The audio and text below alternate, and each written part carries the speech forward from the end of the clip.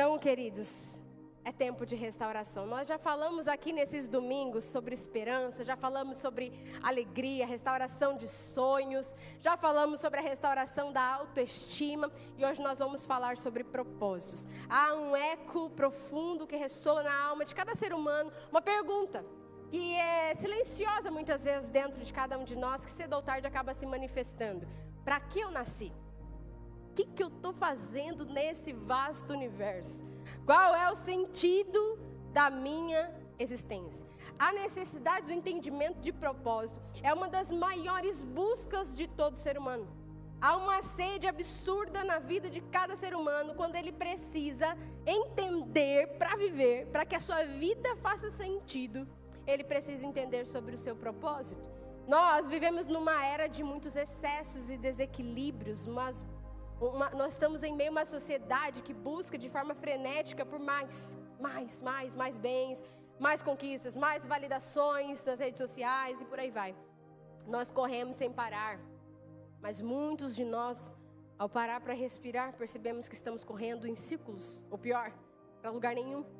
Mas a palavra de Deus nos diz, o apóstolo Paulo diz que a nossa luta não pode ser como quem esmurra o ar, como esmurra o vento. A gente precisa ter um propósito, nós precisamos lutar com um objetivo. E quando você não encontra esse objetivo para a sua existência, a tua vida não tem sentido. E quando nós ficamos nesse lugar tão perigoso, é onde muitas pessoas entram em depressão, e muitos cometem suicídio. E quando você vai avaliar, a pessoa não entende o que está fazendo aqui.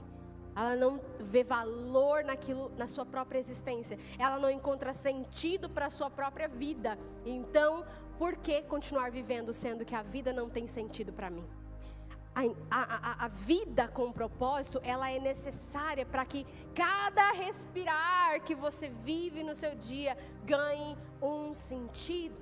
A pior coisa da vida não é a morte, mas sim uma vida sem propósito. Queridos, nós precisamos entender isso. Os propósitos de Deus foram desenhados antes da nossa existência, você tem que entender isso. A palavra de Deus diz que o Senhor, Ele criou antes as boas obras para que nós as praticássemos. Deus primeiro criou os propósitos, depois Ele criou você e eu para que nós atendêssemos aos seus propósitos. Então, quando nós não vivemos os propósitos de Deus, a nossa vida não faz sentido. É como uma luva guardada na gaveta. Se uma luva não contém uma mão, ela não tem sentido de ser. Está fazendo sentido o que eu estou dizendo aqui? Então nós precisamos encontrar, descobrir e viver os propósitos de Deus para nós. E a Bíblia ecoa esse clamor da alma. Olha o que diz ali em Eclesiastes, o pregador na sua busca, ele declara: vaidade de vaidades, tudo é vaidade. Salomão explorou todos os caminhos humanos para a felicidade, o sentido da existência, ele encontrou apenas um vazio. Quantas vezes a humanidade está assim? É uma busca,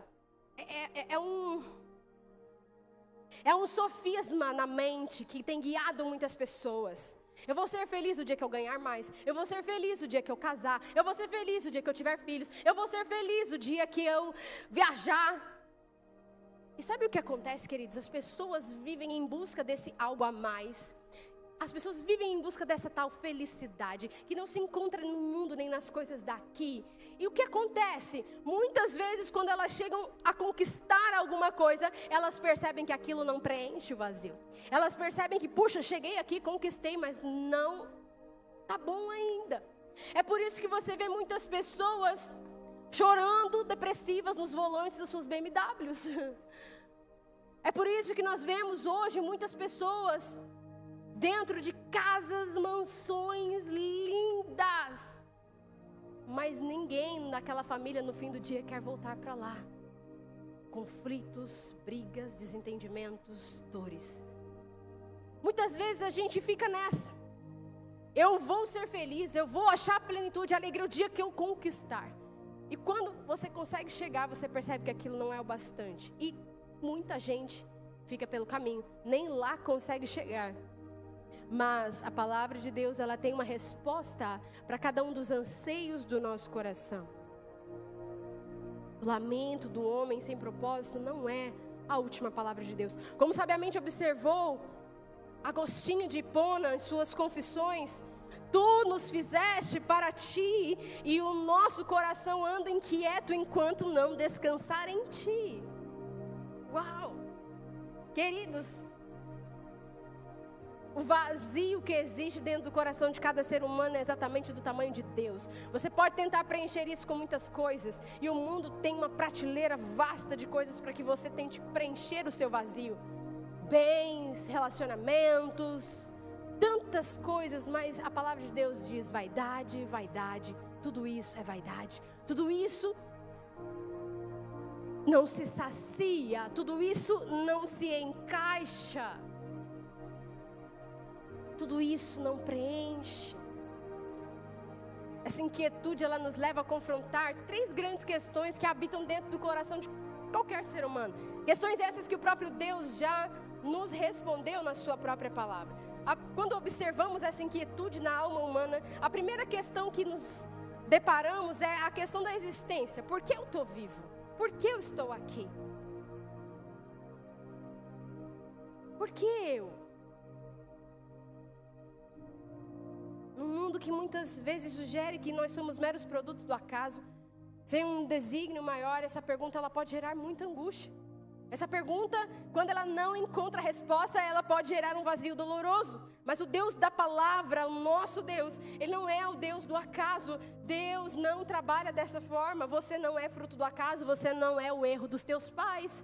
Você é plano de Deus. Olha o que diz o Salmo 139, versos 13 e 14. Pois tu formaste o meu interior, tu me teceste no ventre de minha mãe. Eu te louvarei, porque de um modo admirável e maravilhoso eu fui feito. Maravilhosas são as tuas obras, e a minha alma o sabe muito bem. Muito bem.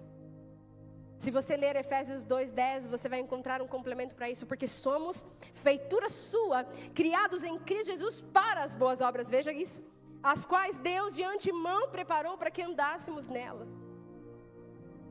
C.S. Lewis, em seu livro Cristianismo Puro e Simples, afirmou: se eu encontro em mim um desejo que nenhuma experiência nesse mundo pode satisfazer, a explicação mais provável é que fui feito para um outro mundo. Uau! Queridos, nós estamos aqui. Nós não somos daqui. Nós somos seres espirituais vivendo uma experiência terrena e não o contrário. E se você perder isso de vista, você vai começar a buscar nas coisas deste mundo um preenchimento que somente no céu, na presença de Deus, na comunhão com Ele, é que você vai encontrar. Como é lindo observar a formação da vida dentro do ventre de uma mulher. Eu me lembro que na faculdade, uma das nossas matérias era embriologia. E nós estudávamos a formação de um embrião. E é fantástico, é fascinante como cada célula vai se desdobrando, se desenvolvendo. E daqui a pouco, dentro de poucas semanas, já tem cara de neném, já tem um rostinho, bracinhos, perninhas. É sobrenatural, não tem outra explicação. Eu me lembro de que, quando terminamos a primeira aula, eu não larguei do pé do professor, eu fiquei evangelizando até ele se cansar de mim, porque ele disse na aula o seguinte: eu não creio em Deus, mas quando eu olho para essas coisas, a única explicação que eu consigo encontrar é: só pode ser Deus. Um grande homem cientista. E eu terminei a aula, eu já grudei nele e falei: olha, professor, é Deus mesmo. Vem cá, eu já catei a minha Bíblia. É Deus. Antes que a sua mãe e o seu pai soubessem que você estava lá, Deus já te chamava pelo teu nome. Cada um dos teus dias já estavam escritos e determinados. Quando nenhum deles existia ainda, Deus já conhecia você no ventre da sua mãe. Ele te formou e te entreteceu, ou seja, Ele te deu forma. Ele criou vida em você quando ninguém nesse mundo sabia da sua existência. Você tem uma razão de ser, você tem um propósito divino. E esse propósito só se completa na presença daquele que te criou. Amém? Queridos, você não é um erro, nem uma coincidência. Você não é uma obra sabe, do acaso. Não, você é uma obra de arte do Criador dos céus e da terra, e intencionalmente, tecido por tecido, órgão por órgão, sabe, com um propósito pré-existente. Antes do seu pai saber, da sua mãe saber se era um menino ou uma menina, Deus já sabia o seu nome. Ele já sabia o que você ia ser quando você crescesse. E é por isso que eu digo, nós não precisamos buscar aceitação nas coisas que fazemos, nas coisas que podemos dar a Deus, porque Ele já nos ama e fica feliz pelo simples fato de nós existirmos. Como é bom termos essa certeza, essa convicção, e que ela nunca se perca de nós. A segunda grande questão, quando nós avaliamos essa necessidade de propósito na vida do ser humano, é a questão do significado. É aquela pergunta: eu tenho valor? Ou qual é o meu valor? A nossa cultura, ela nos empurra para uma busca incessante por sucesso, por reconhecimento, por ter e ser. Mas o sucesso sem um propósito é vazio. É vazio. João 3,16 revela para nós o ápice do amor de Deus. Quando nesse versículo tão conhecido, e talvez você tenha de cor na sua mente, porque Deus amou o mundo de tal maneira que deu o seu Filho unigênito para que todo aquele que nele crê não pereça, mas tenha a vida eterna. Esse é o ápice da revelação do amor de Deus. Perceba que a revelação do amor de Deus é gradativa. Deus sempre quis revelar-se à humanidade, mas a revelação do seu amor, ela é gradativa. Lá, se você começar a ler o Antigo Testamento, você vai conhecendo a história do Deus dos patriarcas, dos profetas, dos reis, dos juízes. Então você vai viajando pela história e conhecendo esse amor de Deus. Mas existe um momento onde a revelação do amor de Deus, ela ganha um ápice, é o brilho, é o momento maior, que é quando Jesus, ele vem ao mundo e ele nasce. Ele nasce e ele tem uma trajetória. Ele vive, e ele não só vive, mas ele morre. Ele realmente morre. Ele enfrenta a morte, vence a morte. E não somente isso, mas ao terceiro dia, ele ressuscita dos mortos para garantir a mim e a você, não só a vida eterna com ele nos céus, mas uma vida na terra cheia de abundância, de sentido, de plenitude. Aleluia! Eu queria que nós vibrássemos sobre isso como alguém que ganhou na loteria. Porque essa é a maior vitória que nós temos. A vitória da cruz. Você não precisa de mais nada nesse mundo, porque se você tem Jesus, se você tem esse entendimento, você tem tudo. Tudo. Nele a nossa vida acha plenitude, nele a nossa existência encontra sentido. Nisso consiste o amor. 1 João 4,10. Não em que nós tenhamos amado a Deus, mas em que Ele amou e enviou o seu Filho como propiciação pelos nossos pecados. Ou seja, o seu valor, ele é determinado pelo preço que foi pago por você na cruz. Jesus não morreu por um monte de gente santa. Jesus não morreu por um monte de crentes, sabe? Arrumadinhos com suas roupas de domingo, suas bíblias embaixo dos seus braços. Jesus morreu por pecadores. A Bíblia diz que nós éramos inimigos de Deus. Não é que a gente não gostava de Deus, a gente era inimigo dele. Mas Ele nos amou mesmo assim. Isso é graça.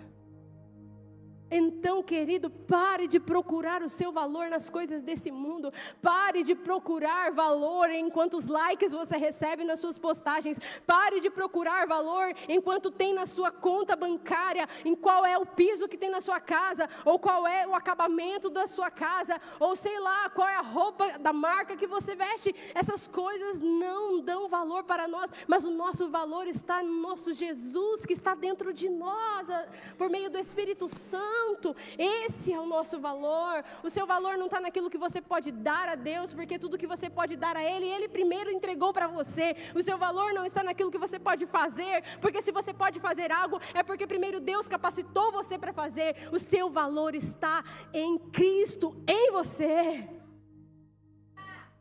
Paremos, irmãos, de buscar aceitação no sucesso que o mundo diz para nós que é sucesso. Paremos de buscar a autoridade como o mundo diz que ela é. Eu sou de um tempo que a autoridade se conquistava com o joelho no chão, jejum e oração. Hoje em dia o povo diz que a autoridade tem quem tem sei lá quantos seguidores no Instagram. Pare de buscar valor nas coisas desse mundo. O nosso valor está no nosso Jesus, amém? Martinho Lutero disse sobre a graça: a justificação pela fé somente significa que o valor do homem não se encontra em suas obras, mas na misericórdia de Deus. Não existe nada que você possa fazer que vá fazer com que Deus te ame mais. Da mesma forma, não existe nada que você possa fazer que vá fazer com que Deus te ame menos. Sabe, queridos, quando nós entendemos que o nosso Deus é o nosso papaizinho, quando entendemos isso de uma forma profunda, quando nós erramos, nós corremos para Ele, não corremos dEle. Porque você que é pai, você sabe muito bem que quando você vê um filho errando, tudo que você quer é que ele corra para você. Tudo que você quer é que ele venha para os seus braços e diga: pai, me ajuda. E você vai acolher, não vai? Você vai abraçar. Nós estamos em agosto, já está chegando o dia dos pais. Onde estão os papais aqui? Tudo que você quer é seu filho no teu colo. Você não está nem aí. Você olha para ele, não para o erro dele. Você olha e diz assim: eu acredito em você. Eu continuo acreditando em você. O erro que você cometeu não é quem você é. Você vai levantar e você vai conseguir, filho.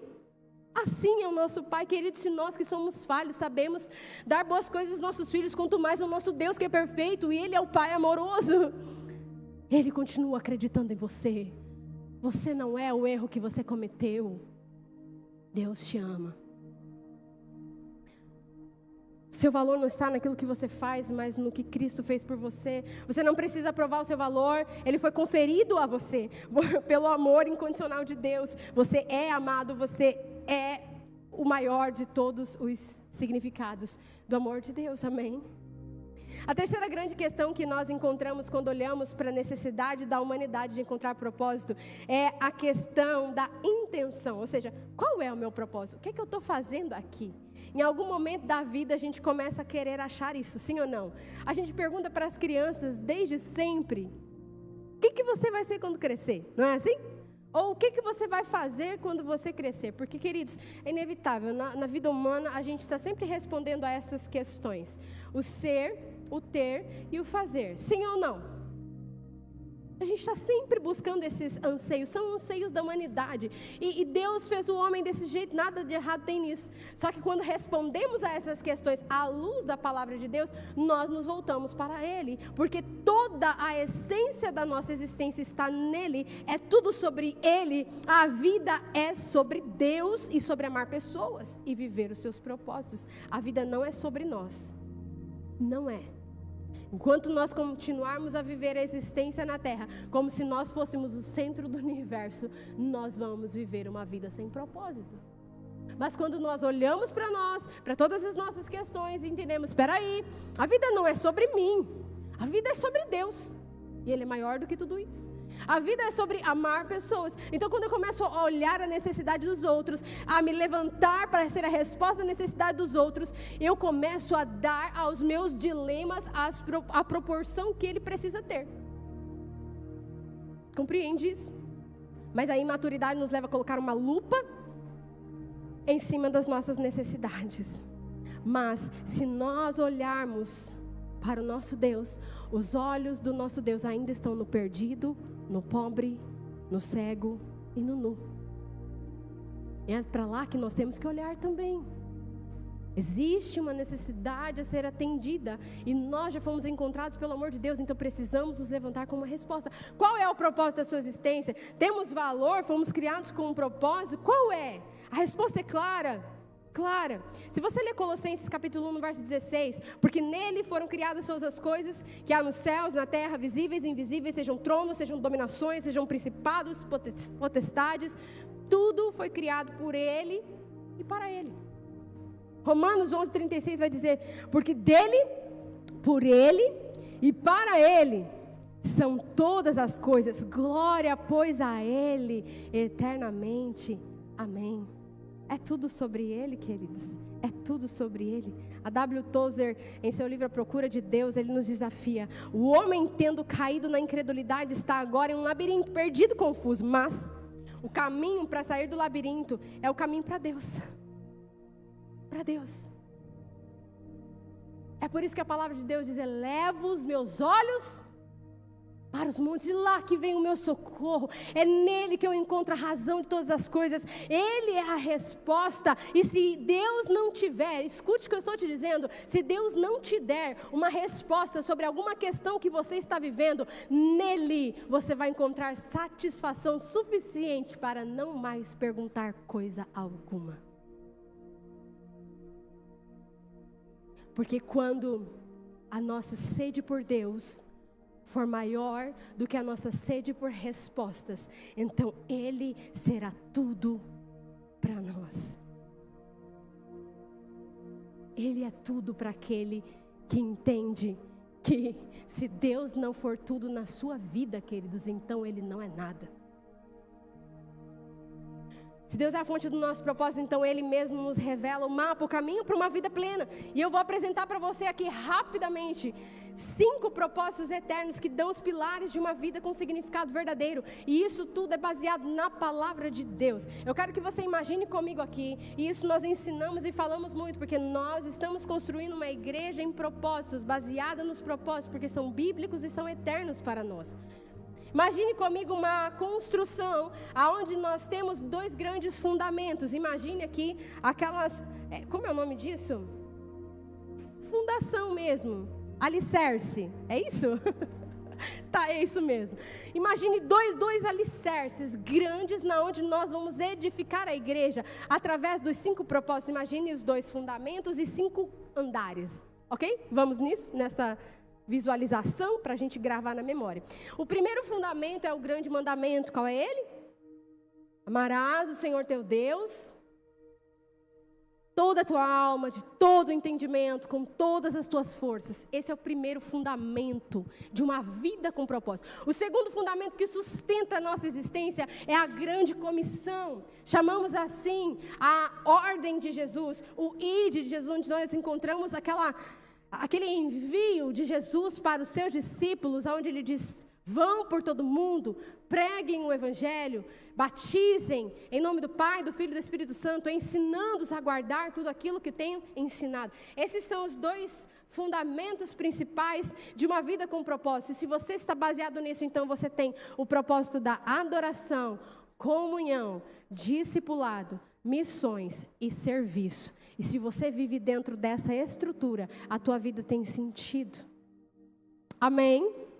E eu quero falar rapidamente com você sobre esses 5 andares, sobre esses 5 propósitos. O primeiro deles é a adoração. Foque a sua vida em Deus. Respondeu Jesus lá em Mateus 22, ame o Senhor seu Deus de todo o seu coração, toda a sua alma, todo o seu entendimento. Esse é o primeiro e maior mandamento. Adoração não é apenas um ato, adoração é um estilo de vida, é uma postura de rendição. Adoração não é só esse momento no culto, onde nós cantamos músicas e nós criamos algumas mentalidades esquisitas que limitam o nosso crescimento espiritual. Uma delas é acreditar que a adoração é o momento da música no culto. Adoração não é isso. A adoração, queridos, é muito mais profunda. Uma música cantada só é adoração quando ela é cantada por um verdadeiro adorador. Então, esse momento do louvor é lindo, é maravilhoso. Nós nos conectamos profundamente com Deus, porém, isso só não é adoração. Adoração é um estilo de vida. Sabe aquela pessoa que tem um estilo de vida saudável? Já conhece gente assim? Espero que seja você, amém? Então, uma hora a gente chega lá, a gente está tentando, né? Aquela pessoa, você fala para ela assim, vamos tomar uma coca? Ela, não, eu vou tomar uma água. Não é assim? Aí você fala para ela assim, sexta-feira, vamos pedir uma pizza? Ela, não, vamos fazer aqui sei lá, fala uma comida saudável aí. Um omelete, salada, não é? E aquela pessoa, ela assumiu para si um jeito de viver, né? Ela põe despertador para lembrar ela de beber água. Achei fantástico, eu estava visitando a irmã essa semana, aí eu espirrei e o alarme dela escutou o meu espirro e falou, hora de beber água. Nossa! É o Espírito Santo isso. Não é Alexa. Oi, tudo bem? Achei fantástico para lembrar de beber água, né? Dormir cedo, acordar mais cedo, enfim, tantas coisas. É um estilo de vida, queridos. A adoração é estilo de vida. Adoração é tudo que eu faço na intencionalidade de agradar a Deus. Se eu tiro foto, eu vou fazer na intenção de agradar a Deus. Mas isso é possível? É claro que é. Porque quando a minha motivação está alinhada, tudo muda, queridos. Tudo muda. Você não se torna apenas o melhor dentro da sua área, mas você se torna a pessoa para quem todo mundo corre, para buscar algo. Muito mais do que um serviço que você possa prestar, é algo a mais. E esse algo a mais é o próprio Deus em você. É adoração. Os judeus, eles entendem isso de uma forma muito linda. E é por isso que eles são o povo mais próspero da terra. Porque eles não pensam assim, segunda-feira. Não é assim que a gente pensa? Segundona. Lá vamos nós para segunda-feira.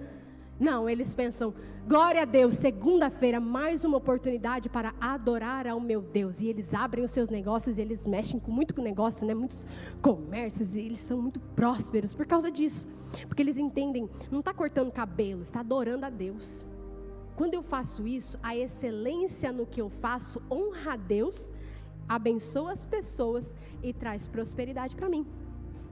Guardou isso na sua mente, no seu coração? Então viva assim, você vai entrar num novo nível na sua vida, amém? Aleluia, glória a Deus. O segundo propósito é o propósito da comunhão. Comunhão, enfrente e vença os problemas da vida juntos. Comunhão, às vezes a gente resumiu aquele lanchinho depois da célula, né? Crente é desse jeito. Vamos fazer uma comunhão, o que é que nós vamos comer? A gente já pensa assim, né? Vai ser churrasco, Maria Isabel, macarronada, pizza. Comunhão, queridos, não é o que colocamos sobre a mesa. Comunhão é o que nos traz para a mesa. Comunhão vem de comunos, aquilo que é comum para nós. Você pode sentar à mesa com a pessoa lá da Suíça, ou com uma pessoa, se você não fala inglês, lá dos Estados Unidos, ou com uma pessoa lá do Japão. Você senta na mesa com ela, mas você não vai conseguir ter comunhão nenhuma, porque vai ser um silêncio absurdo, não vai ter comunicar. A essência da comunhão é a comunicação. Quando nós falamos e nos entendemos, é quando falamos a mesma língua. Isso é comunhão. Isso é comunhão. É isso que faz a igreja crescer, irmãos. É quando a gente está dentro da mesma linguagem. É quando nós estamos vibrando na mesma frequência. Isso é a vontade de Deus para nós. Amados, amemos uns aos outros, porque o amor é Deus, é de Deus. E todo aquele que ama é nascido de Deus e conhece a Deus. Pronto. O evangelho é tão simples, por que a gente complica as coisas? Queridos, nós precisamos viver dessa forma. Olha um lindo mandamento de mutualidade que é expressado na comunhão em Gálatas 6:2. Levem os fardos uns dos outros e assim cumpram a lei de Cristo. Nós precisamos praticar. São mais de 60, não sei o número exato, de mandamentos de mutualidade. Talvez quando fala de mandamento na Bíblia, você lembra lá do Êxodo, né? Os 10 mandamentos. Mas na Bíblia, na palavra de Deus, você vai encontrar, inclusive no Novo Testamento, a maioria deles, mais de 60 mandamentos de mutualidade. O que é isso, pastora? Mutualidade é aquilo que nós fazemos para um e ele faz para nós. Então nós fazemos uns aos outros. Toda vez que você ler na Bíblia uns aos outros, são as direções, os mandamentos de Jesus sobre mutualidade. Levar os fardos pesados uns dos outros também é um desses mandamentos. E quando praticamos essas coisas, nós vivemos a verdadeira comunhão. Quais são outros? Perdoem uns aos outros. Amem uns aos outros. Não é isso? O que mais? Fala aí para mim. Levem os fardos pesados uns dos outros, sirvam uns aos outros, honrem uns aos outros, saúdem-se uns aos outros, cantem entre vós com salmos, né? Falem entre vós com salmos, hinos e cânticos espirituais. Todos esses são mandamentos para que nós possamos viver a verdadeira comunhão, queridos. Nós fomos feitos para viver juntos. O diabo quer que você ande sozinho. Você já viu aqueles documentários lá da savana africana? Eu sou obrigada a ouvir essas coisas. É até legal, mas tem uns documentários que duram as 3 horas. E meu filho Tomás, ele ama isso desde pequenininho. Gente, tem uns negócios ali, os leões lá, e meu Deus, dá sono aquilo. E ele fica vidrado, ele adora.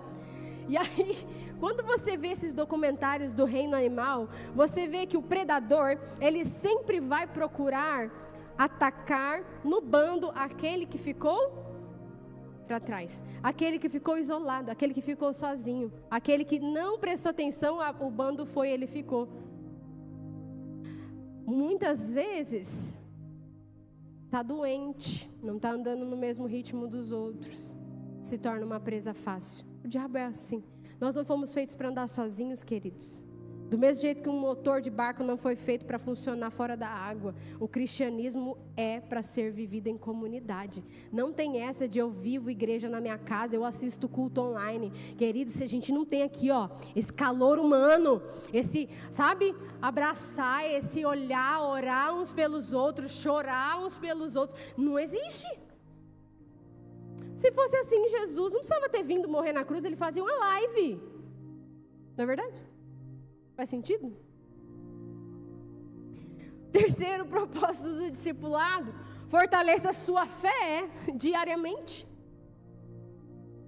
O terceiro propósito que precisamos viver além da adoração, além da comunhão, é o discipulado. Discipulado é um ambiente de crescimento, amém? Toda a escritura divinamente inspirada e proveitosa para ensinar, é o que diz lá em 2 Timóteo. A palavra é proveitosa para quê, irmãos? Ensinar, redarguir, corrigir e instruir em justiça, para que o homem de Deus seja perfeito e perfeitamente instruído para toda boa obra. Nós precisamos ser ensinados na palavra de Deus. Lá dentro da grande comissão, como eu disse para você, é da onde nós tiramos os 5 propósitos. Se você ler a grande comissão, no ID, Jesus está mandando que a gente tem que ensinar. Tem que batizar, tem que integrar na comunhão, mas tem que ensinar todas as coisas. Porque quando uma pessoa nasce para Jesus, ela nasce um bebezinho. Você precisa de comer. O apóstolo Paulo não disse que primeiro ele está dando leite, né? Ele chega lá na igreja e fala assim: eu queria dar para vocês um alimento mais sólido, mas vocês ainda estão no leitinho. Lembram-se dessa palavra do apóstolo Paulo?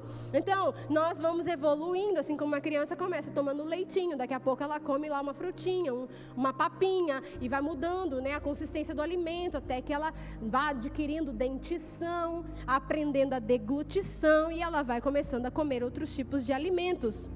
Se uma criança fica para sempre tomando leite, o que acontece com ela? Fala comigo aqui. Desnutrição? Ela vai ficar doente.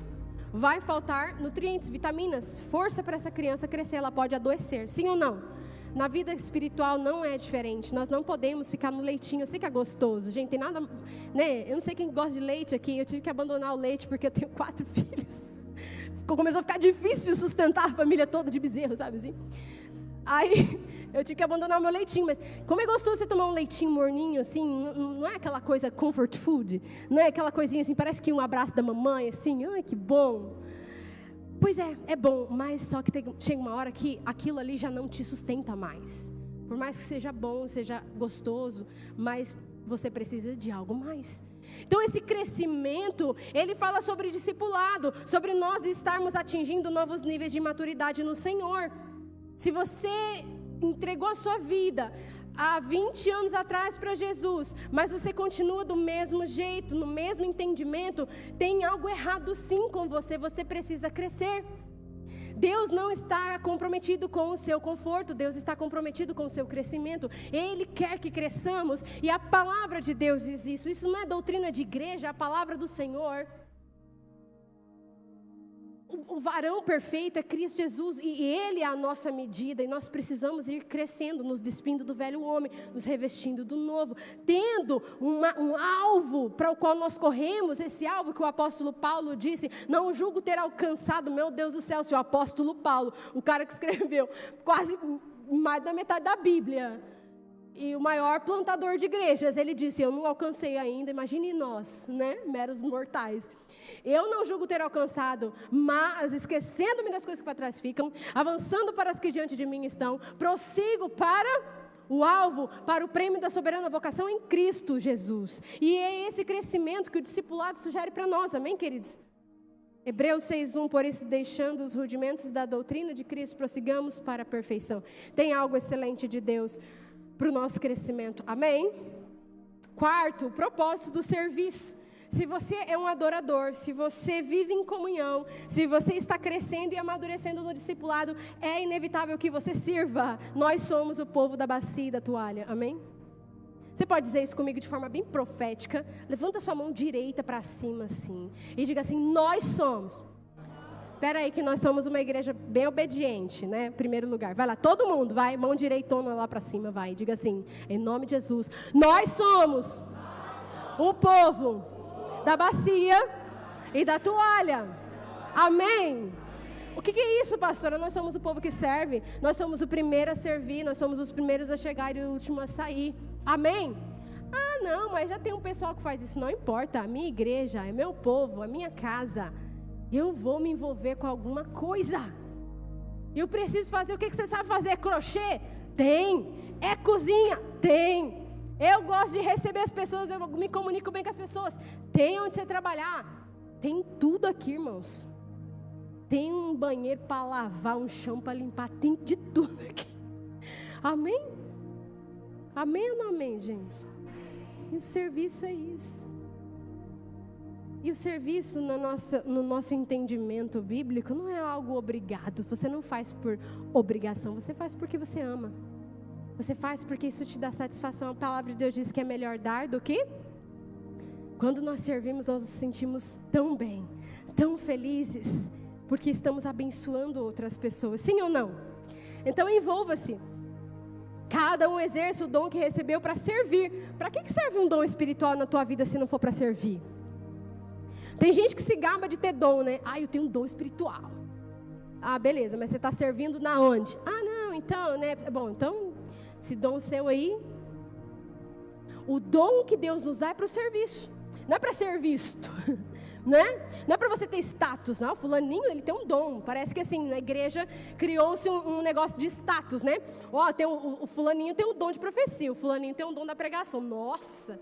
Peraí, mas você está servindo? Você está sendo útil? O que você está fazendo com esse dom? Porque o dom, segundo a palavra de Deus, é para servir aos outros. Cada um exerce o dom que recebeu para servir aos outros, administrando fielmente a graça de Deus em suas múltiplas formas. Deus derramou, sabe, uma graça especial, sabe, de uma forma muito única na vida de cada um de nós.